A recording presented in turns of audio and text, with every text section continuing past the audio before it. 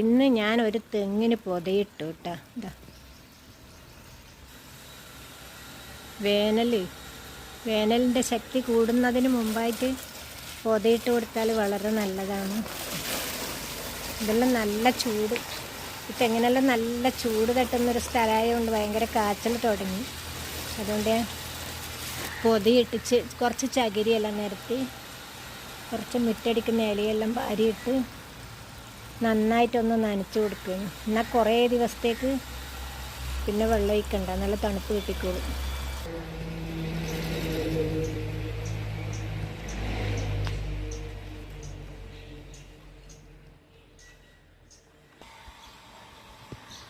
ഇടയ്ക്കിടെ നനച്ചു കൊടുക്കുന്നതിന് പകരം ഞാൻ നനച്ചു കൊടുക്കുന്ന സമയത്ത് കുറച്ച് കൂടുതലായിട്ട് നനച്ചു കൊടുക്കും. ഇങ്ങനെ ഒഴുകിപ്പോകാൻ മാത്രം നനച്ചു കൊടുക്കലാണ് പതിവ് സാധാരണ.